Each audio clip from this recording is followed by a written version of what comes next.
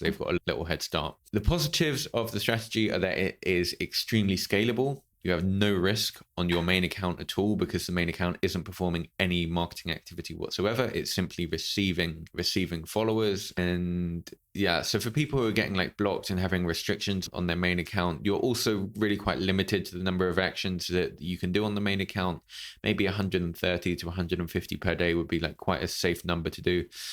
Not to mention, by doing follow on like the main account, you could also potentially reduce your engagement when it's not done properly. I won't say it leads to a shadow ban because generally it doesn't, but you can definitely see like a reduction in engagement if you don't know what you're doing. Whereas if you're doing this on like these slave accounts, it's pretty well isolated. So you can make like as many mistakes as you want and it's not going to have any negative impact on the main account at all. You're literally just funneling traffic over. And you can also just do this from like an audience growth perspective as well. We've seen some pretty good results, people gaining 15,000 followers per month on their main account. Again, all real followers, completely targeted, which is the other great thing about follow on follow that's often overlooked, is you can get so targeted because there's so much public information available on each of the Instagram profiles. So yeah, I literally started this about 10 years ago. I was about 16 when I set up my first e-commerce store, doing follow on follow, targeting the customers of another e-commerce business. So this is a 10-year-old growth strategy. But yeah, the benefit is that it's extremely targeted, it's cheap to run, and you can get a ton of traffic and a ton of followers. And right now we're in 2022, and I think there's never been such high demand for people wanting to grow, not have followers for the sake of followers, but have an engaged audience on Instagram. Yeah, I think demand is potentially at all-time high. Even on TikTok, what we will see is people are just trying to do TikTok to funnel people over to their Instagram to grow their followers on Instagram. Yeah, and so in terms of how it actually works as well, like my staff come in 5 days per week. We're actually in the process of moving into a new office. Like I'm trying to launch an OnlyFans chatting agency, and we've had 15 people working from my apartment. It's just been pretty like overwhelming.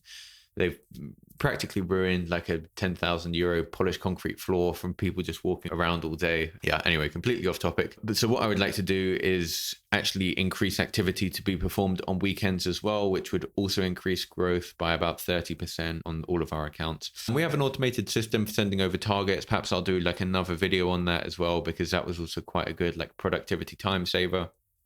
They'll do 180 actions and then they'll literally move on to the next one. For anyone looking at using like Jarvee and so on from like a software background, like I'm from a software background. However, I just don't encourage anyone to use Instagram automation in this day and age. Like the only real way to grow Instagram accounts in 2022 is real manual activity on these accounts.